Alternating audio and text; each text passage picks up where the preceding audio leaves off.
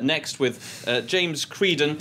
James, we've got a little teaser there earlier of what's coming up, and we've got a high-profile French politician, and a sex scandal on the front page, but this time it's not Dominique Strauss-Kahn. And this is the kind of stuff you just would not have seen in the French press 3-4 weeks ago. It was unheard of, really. Georges Tron, he was a junior minister in Sarkozy's government, and he has resigned just days after a scandal broke where two former employees of the town hall, where he was also mayor, because he has two political roles, accused him of sexual assault. Now, obviously, that is an issue for the courts to deal with, and it is proceeding through the legal channels, and he has stepped down from the government. He's resigned, and basically there's also a little bit of wordplay on the front page worth pointing out, because yes, that's going to be difficult for you now, James. How do you explain that? One of the women in question said that there was a bit of foot massaging going on, which led to other less appropriate practices. So pied is foot, mise à pied is to be pushed aside or to be removed from the government. So basically, in their editorial today in Libération, which is entitled Lumière crue, or harsh light, they said just a few days after the Dominique Strauss-Kahn scandal, the veil of modesty which conceals the sex lives and private lives of public figures has once again been lifted. They say it's the end of an era of smoke screens, shadows and silence. What's under the spotlight here is not libertarian sexual practices, it's harassment. It's not French seductiveness, it's sexual assault. And it's not virility, it's men abusing their position with regards to women. Now, of course, James, all of this... you've been covering the French press and the international press for a long time now. Does this give you the impression that things have changed, that we might be in for a lot more political scandals on front pages here in France, at least? Well, things have changed. I mean, certainly with regards to an accusation of sexual assault, I mean, one might say that these accusations are new, that they weren't being levelled before the Dominique Strauss-Kahn affair surfaced, that these sort of accusations just weren't happening. So perhaps the papers weren't being challenged in terms of how they dealt with it. But certainly in terms of the private lives of politicians, we're seeing a new era in French journalism. A French exception existed in this domain up until 2011. Now the country is going towards normal democratic standards, says Libération.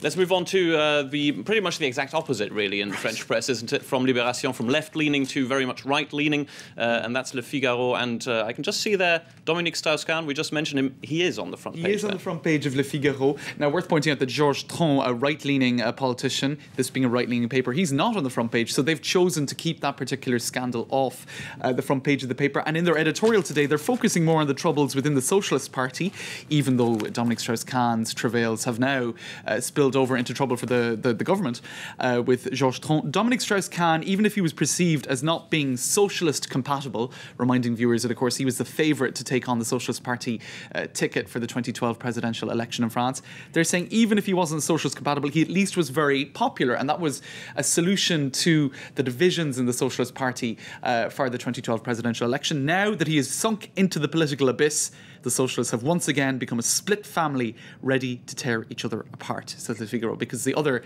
frontrunners, such as François Hollande, former head of the party, Martine Aubry, the current head of the party, there's a lot of divisions over who would be the best candidate. The French Socialist Party and the race to be its leader, very much everybody's favourite soap opera right now here in France.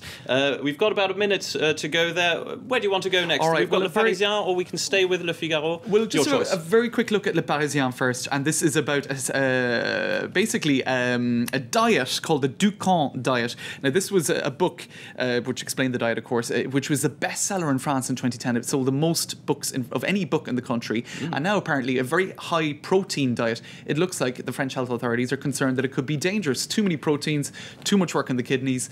It came out on the bestseller list on the number 3 spot in the US. So if there are health concerns about it and it's selling books all over the place, that might be a cause for concern. Le Parisien is looking at that this morning. A lot of people in France, outside of France, of course, still wondering why French women are so slim, maybe men as well, something to do with the diet. Let's quickly look at your last story. It comes from Le Figaro. You'll have to be quick, but it's worth it. The Butcher of the Balkans. Now, that's what Radko Mladic has been known as in headlines around the world. The Paris Butchers Federation on Friday released a press release saying they just really don't like the use of this term.